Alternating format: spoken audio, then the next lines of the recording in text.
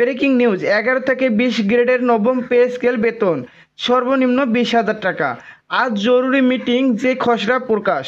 তো বন্ধুরা, আজকের ভিডিওটি সরকারি চাকরিজীবীদের জন্য খুবই গুরুত্বপূর্ণ হতে চলেছে।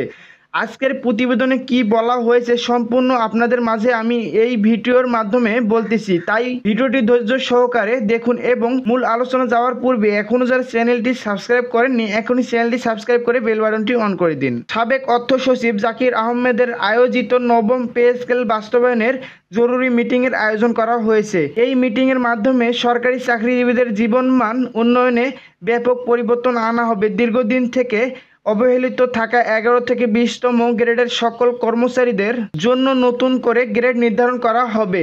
গ্রেড পরিবর্তন না হওয়া পর্যন্ত সরকারি চাকরিজীবীদের বেতন এবং মূল্যস্ফীতির মধ্যে অনেক তফাৎ থেকেই যাবে। কর্মকর্তা এবং কর্মচারীদের মধ্যে বৈষম্য দূর করার জন্য সরকারি চাকরিজীবীরা দীর্ঘদিন আন্দোলনের পর সর্বশেষ নবম পে স্কেল কমিশন গঠন করেছেন অন্তর্বর্তীকালীন সরকার। অন্তর্বর্তীকালীন সরকারের প্রধান উপদেষ্টা ডক্টর মোহাম্মদ ইউনূস যখন ক্ষমতায় অধিষ্ঠিত হন, তখন তিনি স্পষ্টভাবে বলেন, সরকারি কর্মচারীরা দীর্ঘদিন অবহেলায় আছেন, তাই তাদের জন্য বেতন বৃদ্ধি করা হবে। ভিডিওটি চলাকালীন এখনও যারা চ্যানেলটি সাবস্ক্রাইব করেননি, এখনই চ্যানেলটি সাবস্ক্রাইব করে বেল বাটনটি অন করে দিন। যদিও তিনি মহার্ঘ ভাতা দেওয়ার জন্য বেতন বৃদ্ধির কথা বলেছিলেন, তবে শেষ পর্যন্ত সরকারি চাকরিজীবীদের অর্থনৈতিক অসচ্ছলতার দিক বিবেচনা করে নির্বাচনের আগে নবম পে স্কেল গঠন করা হচ্ছে। 2015 সালের পর নতুন করে আর কোনো পে কমিশন গঠন করা হয়নি। তাই যেহেতু অন্তর্বর্তীকালীন সরকার এই পে কমিশন গঠন করেছেন, সেক্ষেত্রে সরকারি চাকরিজীবীদের বেতন বৃদ্ধি 2025 সাল থেকেই কার্যকর ঘোষণা করা হবে। যারা 11 থেকে 20তম গ্রেডের কর্মচারী আছেন, তারা দাবি তুলেছেন গ্রেড পরিবর্তনের জন্য। শুধু বেতন বৃদ্ধি না করে গ্রেড পরিবর্তন করে গ্রেড সংখ্যা কমিয়ে আনতে হবে।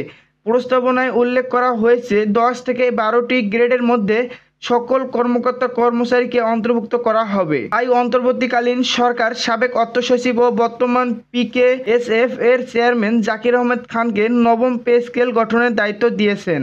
এছাড়াও বিভিন্ন কার্য প্রক্রিয়া সমাধানের জন্য তাকে নির্দেশ দেওয়া হয়েছে। জাকির আহমেদের সাথে অনেক সদস্য যোগ করা হয়েছে, যারা মত বিনিময়ের মাধ্যমে গ্রেড সংখ্যা কমিয়ে সরকারি চাকরিজীবীদের পূর্বের তুলনায় বেতন বৃদ্ধি করবেন বলে জানা যাচ্ছে। ভিডিওটি চলাকালীন এখনো যারা চ্যানেলটি সাবস্ক্রাইব করেননি, এখনই চ্যানেলটি সাবস্ক্রাইব করে বেল বাটনটি অন করে দিন। পূর্বের সরকার মহার্ঘ ভাতা ও নবম পে স্কেল বাস্তবায়নের অনেকটাই অনগ্রসর ছিলেন, যার ফলে সরকারি কর্মচারীদের জীবনমান উন্নয়নে ব্যাপক ঘাটতি সৃষ্টি হয়েছে।